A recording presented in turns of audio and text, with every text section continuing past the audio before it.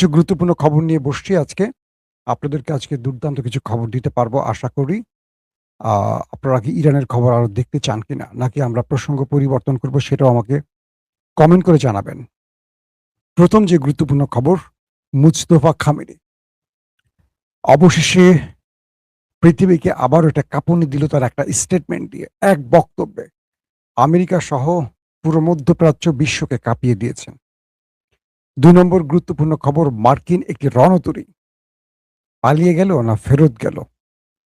যেটি এসছিল ইরানকে ধ্বংস করতে সেটি এখন নাকি নিজেই ব্যর্থ হয়ে চলে যাচ্ছে।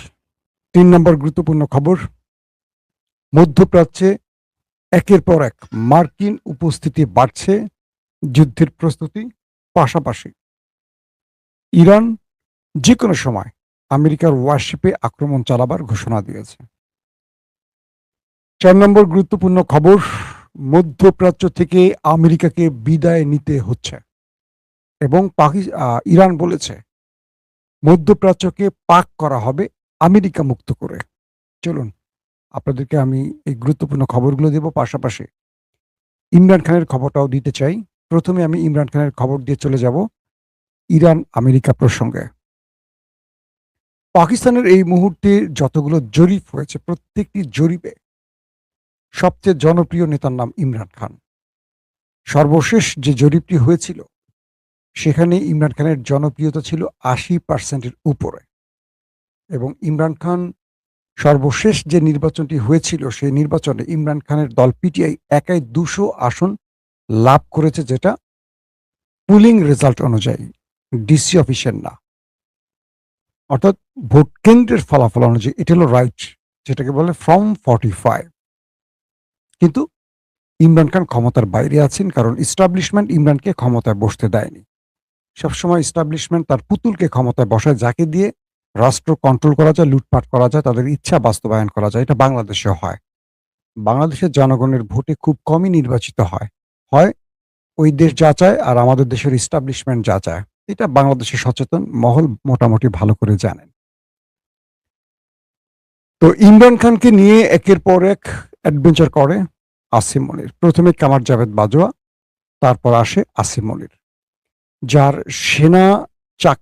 সেনাবাহিনীর চাকরির মেয়াদ শেষ হয়ে যায়। তারপরও সে ৪-৫ দিন এক্সটেনশন অতিরিক্ত নওয়াজ শরীফের কাছ থেকে নিয়ে তিনি এই পদে, সেনাপ্রধান পদের জন্য নওয়াজ শরীফের মূল্যায়ন নেন এবং পরবর্তী তিনি, যেহেতু নওয়াজ শরীফের দল ক্ষমতায় বসে, ইমরানকে হটিয়ে অবৈধ পথে কামার জাভেদ বাজওয়ার হাত ধরে পরে তিনি সেনাপ্রধান হন। এরপর সবকিছু তার কুক্ষিগত করে তিনি এখন ফিল্ড মার্শাল এবং পাকিস্তান চলছে আসিম মনিরের ইশারায় সবকিছু। শাহবাজ শরীফ পুতুল প্রধানমন্ত্রী, একেবারে পুতুল। অনেক দেশে পুতুল প্রধানমন্ত্রী থাকে, কখনো কখনো দেখবেন কোনো কোনো দেশের স্বরাষ্ট্রমন্ত্রী প্রধানমন্ত্রী, কিন্তু প্রধানমন্ত্রী থাকে একজন নামমাত্র। আবার কোনো কোনো দেশে দেখবেন যে অমুক ব্যক্তি প্রধানমন্ত্রী, এরকম অনেক দেশে থাকে। তো পুতুল প্রধানমন্ত্রী শব্দটা এখন আমরা আমাদের আশপাশে অনেক জায়গায় দেখি। তো পাকিস্তানের ক্ষেত্রেও এরকম আছে যে আসিম মনিরই কার্যত রাষ্ট্রের সব, শাহবাজ শরীফ পুতুল প্রধানমন্ত্রী। তো ইমরানের এই জনপ্রিয়তায় তিনি ঈর্ষান্বিত হন এবং তিনি বুঝতে পারছেন যে ইমরানকে কোনো প্রকার ছাড় দিলে ইমরান তাদেরকে ছাড়বে না এবং পাকিস্তানের ইস্টাবলিশমেন্টের দুর্নীতি বন্ধ করে ফেলবে, তাদেরকে গলা টিপে ধরবে। তাই ইমরানকে যে কোনোভাবে শেষ করতে হবে, তার রাজনৈতিক ক্যারিয়ার শেষ করতে হবে, তাকে অবৈধভাবে জেলে ঢুকানো হয়। তিনি আজ কত বছর, পাকিস্তানের শেষ যে নির্বাচনটি হয়েছে তার আগ থেকে তিনি এখনো জেলে আছেন এবং এই মুহূর্তে তাকে কারোর সাথে দেখা করতে দেয়া হয় না। তো আজকে সলমান সফদর নামে একজন আইনজীবী, ইমরান খানের একজন আইনজীবী, তার সাথে দেখা করার সুযোগ পান এবং তিনি ইমরান খানের যে শারীরিক অবস্থা দেখেছেন তার একটা বর্ণনা তুলে দিয়েছেন। পাকিস্তানের গণমাধ্যম সেটা প্রচার করেছে। সেখানে বলা হয়েছে যে ইমরান খানের একটি চোখ অন্ধ হয়ে গেছে, তিনি সেই চোখে দেখছেন না। ইমরান খান তার আইনজীবীকে বলেছেন, আমি আমার এই চোখটিতে কিছু দেখতে পাচ্ছি না। পাশাপাশি তার স্ত্রী বুশরা বিবিরও চোখের সমস্যা দেখা দিয়েছে এবং ইমরানকে জেলে বিনা চিকিৎসায় রাখা হয়েছে। তার উপর প্রচুর টর্চার হচ্ছে, মেন্টালি, শারীরিক, বিভিন্নভাবে।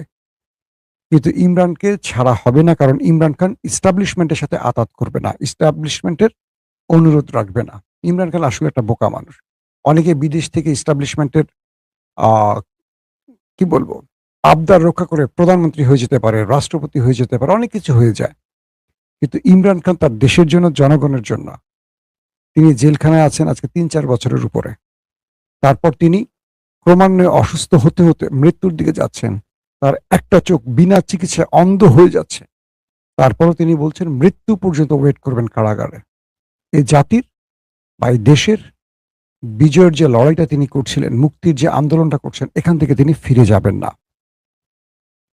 পৃথিবীতে এরকম ৩ জনের নাম আমি বলতে পারি যারা আপসহীন নেতৃত্ব দিয়েছেন। নেলসন ম্যান্ডেলা, বেগম খালেদা জিয়া আর পাকিস্তানের ইমরান খান। খালেদা জিয়া এতটা আপসহীন ছিলেন যে ক্রমান্বয়ে তাকে মানে স্লো পয়জনিং করে আস্তে, আস্তে মৃত্যুর দিকে পাঠানো হয়েছে। তিনি আতাত করেননি। তার দল এখন আতাত করছে বিভিন্ন স্বার্থের জন্য, বা আমি জানি না, শোনা যাচ্ছে এরকম, বা তাদের কাজকর্ম দেখে মনে হচ্ছে যে তারা কোনো জায়গার সাথে আতাত করে হয়তোবা রাষ্ট্র চালাচ্ছে বা ক্ষমতা ধরে রেখেছে বা ব্লা, ব্লা, ব্লা। কিন্তু খালেদা জিয়ার যে চরিত্রটি ছিল সেটা ছিল আসলে আপসহীন, যেটা স্বাধীন বাংলাদেশে এই চরিত্রের নেতা বা নেত্রী এর আগে কেউ দেখেনি। এবং পাকিস্তান দেখলো ইমরান খান নামক একজন নেতাকে, যিনি ক্রিকেটের মাঠ থেকে এসে পৃথিবী জয় করার স্বপ্ন দেখেছিলেন, পাকিস্তানকে এক অনন্য উচ্চতায় নিয়ে যাওয়ার স্বপ্ন দেখেছিলেন। সেই স্বপ্নদ্রষ্টাকে এখন কারাগারে মৃত্যুর অপেক্ষায় থাকতে হয়েছে। আর পাকিস্তানের তেহরিক ইনসাফ হলো বিএনপির মতো। অর্থাৎ আন্দোলনের ডাক দিয়ে কেউ ফোন আর চালু রাখে না, সব ফোন বন্ধ রাখে। বেগম খালেদা জিয়া আমাকে একবার বলেছিলেন তার একটা 1 to 1 বৈঠকে, মার্চ ফর ডেমোক্রেসি সহ কয়েকটা আন্দোলনে যখন সরকার পতনের প্রচেষ্টা বিএনপি বা ৪ দলীয় জোট বা ২০ দলীয় জোট বড়, বড় আন্দোলন তৈরি করে, আন্দোলনের দিন কোনো নেতার ফোন আর মানে চালু থাকে না, সব ফোন বন্ধ হয়ে যায়। তো পিটিআইর অবস্থাটা এরকম হয়ে গেছে। পিটিআই আন্দোলনের ঘোষণা দিয়ে আর কাউকে খুঁজে পাওয়া যায় না, মাঠে শুধু কর্মীরাই থাকে। তো ইমরান খানের পিটিআই আসলে অনেক নির্যাতনও সহ্য করেছে। তবে কর্মীরাই সেটাই করেছে, কর্মীরা অনেক জীবনও দিয়েছে ইমরান খানের জন্য। তো সেই ইমরান খান এখন অন্ধ হয়ে গেছে, এটা আমাদের জন্য সবচেয়ে দুঃখজনক একটা ব্যাপার। পিটিআইকে এই মুহূর্তে যদি রাজপথে নেমে একটা আন্দোলন করে এস্টাবলিশমেন্টের পতন ঘটাতে না পারে বা এস্টাবলিশমেন্টেরকে বাধ্য করতে না পারে ইমরানকে মুক্তির জন্য, মনে রাখবেন পাকিস্তান আরো কয়েকশো বছরের জন্য কি বলবো অন্ধত্বের দিকে চলে যাবে। এই পাকিস্তানের মুক্তি অসম্ভব বলে মনে হচ্ছে। যেটা বাংলাদেশের ছাত্র জনতা দেখাতে পেরেছে সেটা পাকিস্তান দেখাতে পারছে না। এটা পাকিস্তানের জন্য সবচেয়ে লজ্জা এবং কি বলবো কলঙ্কের। আসেন আমরা ইমরান খান খবর তো পেলেন, এবার আমরা আমেরিকা ইরানের খবরে চলে যাই। মার্কিন প্রেসিডেন্ট ইরানে আক্রমণের জন্য ডার্ক ইগল নামে সবচেয়ে ভয়ঙ্কর মিসাইল কল করেছে। অর্থাৎ ইরানের বিরুদ্ধে ডার্ক ইগল এই মিসাইলটি ব্যবহারের জন্য তিনি মধ্যপ্রাচ্যে এই হাইপারসনিক মিসাইলটিকে আনছেন।